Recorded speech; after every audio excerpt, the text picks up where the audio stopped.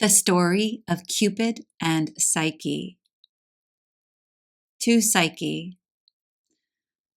O goddess, hear these tuneless numbers rung by sweet enforcement and remembrance dear, and pardon that thy secrets should be sung even in thine own soft-conched ear.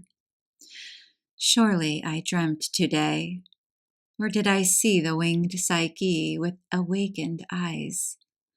I wandered in a forest thoughtlessly, and on a sudden, fainting with surprise, saw two fair creatures couched side by side in deepest grass, beneath the whispering roof of leaves and trembled blossoms, where there ran a brooklet scarce espied.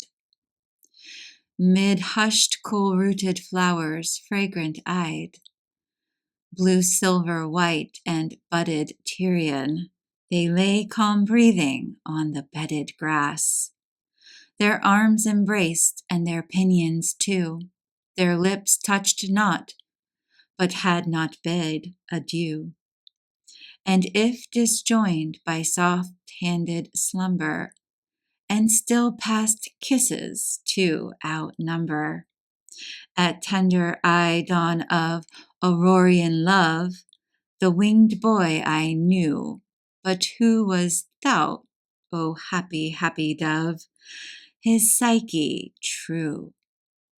O latest born and loveliest vision far of all Olympus's faded hierarchy, fairer than Phoebe's sapphired regent star, or Vesper, amorous glow-worm of the sky. Fairer than these, though temple thou hast none, nor altar heap with flowers, nor virgin choir to make delicious moan upon the midnight hours.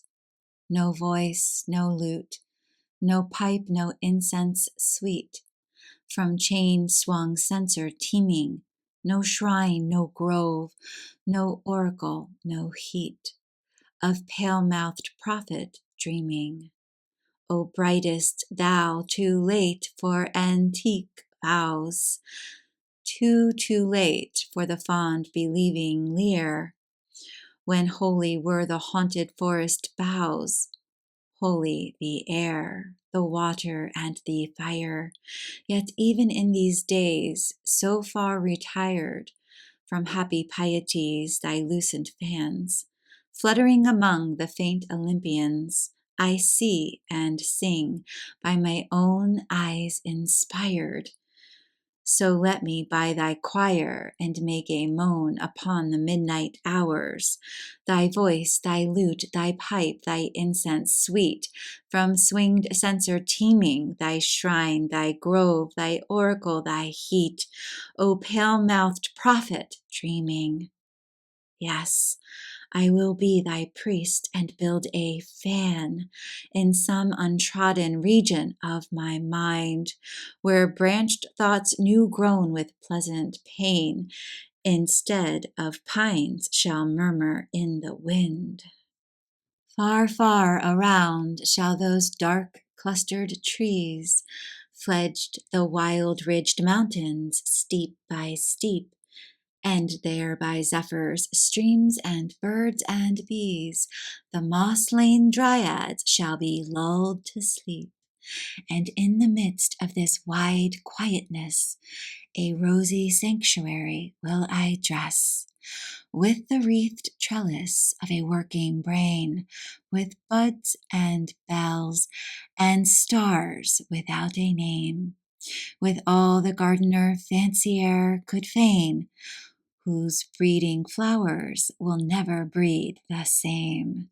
And there shall be for thee all soft delight, that shadowy thought can win, a bright torch and a casement up at night, to let the warm love in. John Keats. Chapter 1. Once upon a time, there lived in a certain land a king and queen who had 3 daughters of rare loveliness. Although the two elders of these sisters were very beautiful, yet it was within the power of human tongue to sound their charms. But the beauty of the youngest was so marvelous and dazzling that it outstripped all human praise and made it halt behind her. The dwellers in this land and many strangers, drawn by the rumor of this marvel, came in great numbers to gaze, and gazing were struck into such wondering admiration that they straightway fell down and worshipped her as if she were Venus herself. Already the report was spreading through the neighboring cities and surrounding lands that the goddess to whom the azure deep gave birth, and who was reared among the foam of sea spray, had deigned to lay aside her divinity and mix with mortal beings. Or at least that, by a new effect of the creative influence of the stars and the earth, and not the sea, had brought forth a second Venus with her same flower of virginity. This belief spread widely day by day, from neighboring islands to countries more remote, until her fame had encircled all the world. Now multitudes of men, by long marches and by plowing the deep seas, traveled hither to behold the glorious wonder of the age. None journeyed now to Paphos or to Cnidus, nor even sailed to Cythera to worship at the shrine of Venus. Her sacrifices were suspended, her temples dishonored, her thrones trampled underfoot, her ceremonies neglected, her statues uncrowned, and her solitary altars grimmed with cold ashes. It was to a mortal maiden they offered up their prayers, though the beauty of a mortal face they adored the divinity of the mighty goddess. When in the morning this maiden issued forth with victims and with feasts, they worshipped the name of the absent Venus. And as she passed through the streets, the people, gathering together in crowds, cast sprays and garlands before her feet. When the true Venus saw the sacred honors due to her paid without stint to a maiden, fierce rage seized upon her, and trembling with passion, thus she debated with herself: Is it for me, the first parent of all nature, the prime and origin of all the world's elements? Is it for me, Venus, the great mother, to share my honors with a mortal? Shall my fame, whose foundations are in heaven, be profaned by the mean creatures of earth? Shall I forsooth rest content with the divided honors of an attenuated godhead? Is a maiden, by her nature foredoomed to death, to represent me on earth? Was it for this that the shepherd, whose judgment great Jupiter upheld, preferred my charms before those of the two puissant goddesses? But whoever she be that has usurped my honors, she shall not rejoice for long. Soon shall she curse the insolence of her encroaching beauty.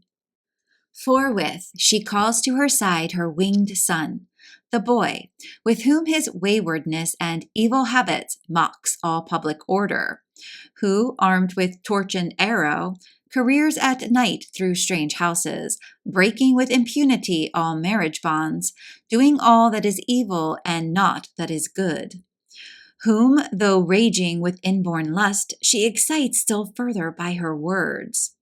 Now she brings him to the city and shows him Psyche, for that was the maiden's name. Trembling with passionate indignation, she tells him how this maiden's beauty rivaled her own. I pray you, she says, by the bonds of filial love, by your arrows' pleasant wounds, by your torches' honeyed burning, avenge your mother. Avenge her to the full, punish well this rebel beauty. Do this, my one desire. Let her burn with insatiate love for the meanest of mankind, one wanting both birth and place, one damned by fortune, one so mean that in all the world his fellow cannot be found. Thus saying, with half-opened mouth, she showers long and fervent kisses on her son, and then seeks the nearest shore of the recoiling sea, where the spray of the curling waves kisses her feet. Behold now, she reclines on the deep sea's transparent breast, and her wishes, carried on the wings of thought, bring speeding to her side the spirits of the sea. Hither come to the band of Nereus's daughters, chanting their hymns of praise, shaggy Portinus with green beard, Salicia with fishes clinging to her robe, and little Palamon who rides upon a dolphin's back. Here was the gathering of Tritons, who rage the whole sea. Some blow soft tunes with their melodious shell. Some, with a silken veil, restrain the ardor of the importunate sun. One holds a mirror before the eyes of his mistress, while others, yoked in pairs, are the horses of her chariot. Such is the train of Venus when she traverses the ocean. Meanwhile, Psyche gained naught by her marvelous beauty. All gazed on her and extolled her loveliness, but no king, no son of royal siege, no suitor from among the people came forward to ask her hand. They praised her divine loveliness, but only as one praises a statue carved with a sculptor's art. Ere this, her two sisters, whose lesser charms had gained no wide renown, had wedded royal suitors.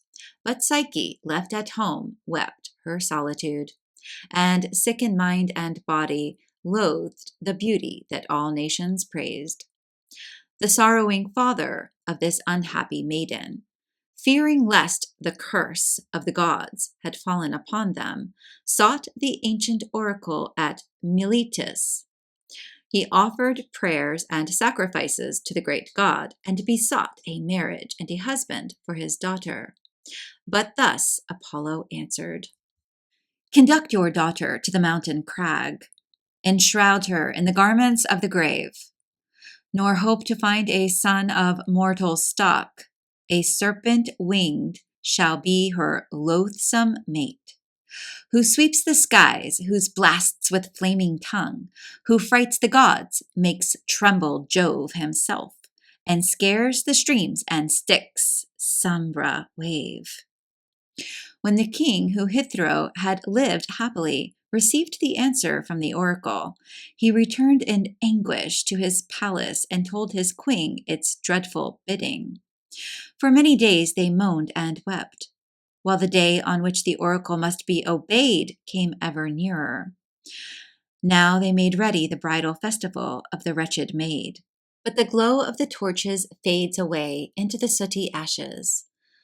The sound of the nuptial flute is changed to the wail of the Lydian measure. The joyous marriage hymn turns to a mournful dirge, and the betrothed maiden dries her tears, even with her marriage veil, and the whole land mourns the fate of this afflicted house. But the necessity of obeying the commands of the gods compels the unfortunate Psyche to prepare for her doom. Sadly, they make ready what was to be both her bier and her marriage bed. The whole people follows this living funeral, and weeping Psyche attends not her marriage, but her burial. Her parents hesitate to perform this awful sacrifice, but their daughter urges them with these words: "Why do you torture your old age with endless groans? Why shorten your lives, dearer to me than mine, by repeated lamentations? Why do you redden my eyes by reddening your own with useless tears? Why do you disfigure those features that are so dear to me? Why do you tear your silvered hair and beat your venerable breasts?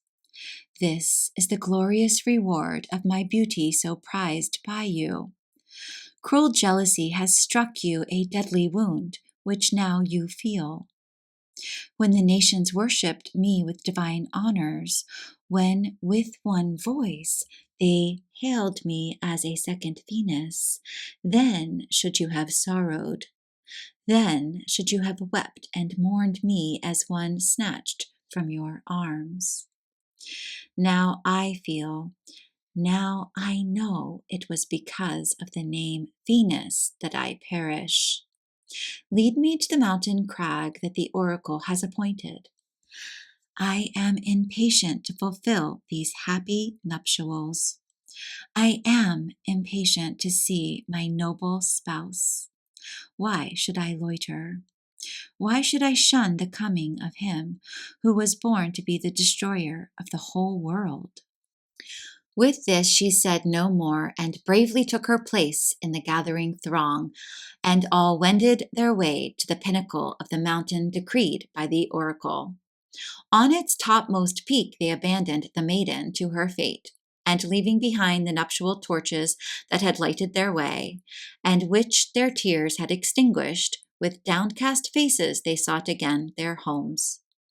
As for the sorrowing parents, heartbroken with their dreadful loss, they shut themselves up in their palace and gave themselves over to an endless night. But a Psyche stood on the mountain crag, trembling and bewailing her fate. Zephyr's breath softened the air, ruffling the lappets and folds of her gown, then raising her softly with gentle pressure bore her forward, down from the steep rock summit into a deep valley, and laid her in a meadow's flowery lap. Chapter 2. Lying pleasantly on this bed of soft and dewy grass, Psyche forgot her troubles, and after a refreshing sleep rose with a tranquil mind. She saw a grove planted with huge and lofty trees, and in its center a spring transparent as crystal, near which a royal palace rose, built by no mortal but by heavenly hands, whose very entrance showed that it was a god's delectable abode. The lofty ceiling in cedar and ivory, curiously fretted, rested on golden pillars. The walls were covered with silver moldings, picturing all the animals of the world. Surely a man of cunning art, a demigod, nay, in sooth, a god it was, that wrought this massy silver with such subtle skill. The flooring was a mosaic of precious stones worked up into many wondrous pictures. Oh, how happy and thrice happy they who walk on gems and jewels! All the other parts of this wide and spacious palace were costly above all cost. The walls of massive gold shone with their own light, making their own day, all careless of the sun. Even so glittered the rooms, the porches, and the doors. Nor was the rest of this lordly mansion less richly adorned. To mortal mind it seemed as if its builder must have been Jupiter himself, in order that he might dwell among mankind. Allured by its beauty, Psyche draws nearer, and gathering courage, steps across the threshold. Fascinated by the sight of all these wonders, she passes from one to the other and gazes up at the galleries fashioned in perfect symmetry and with golden luster richly emblazed. For the earth knows no treasure that has not been pressed into service. But stranger than this, all this wealth, there were no bolts, no bars, no guardian to keep watch over this treasure house.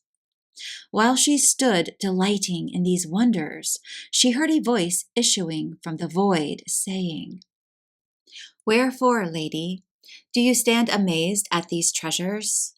All are yours. Enter, therefore, into your apartment. On a couch, repair your wearied powers and refresh yourself in the bath. We whose voices you hear are your servants, and carefully will minister unto you. Nor, when we have arrayed you, will you have to wait for a royal banquet." Psyche felt the comfort of divine protection, and guided by the advice of her unseen counselors, she first slept, and then drove away her weariness by a bath.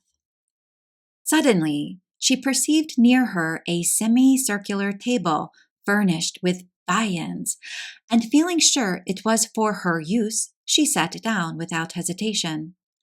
Instantly, she was supplied with wines like nectar, and with every kind of dish, by no visible agency, but as if borne on the wind. She could see no one, but heard words in the air, and was served only by voices. After a superb banquet, an invisible singer entered and sang, while an unseen player touched her lyre. Then the music of a choir crept upon her ear, but no human being appeared.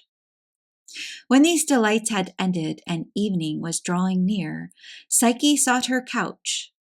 Soon night came on, and then she heard a gentle noise. In such a solitude, Psyche feared for her virginity, and feared the more because she knew not what she feared. Then came to her couch the unknown bridegroom, and made Psyche his wife. But before dawn he disappeared. Immediately the voices came and attended upon the young bride, who had lost her maidenhood. In this way things went on for a long while. By habit this new life became sweet, and the sound of the mysterious voices became the solace of her loneliness.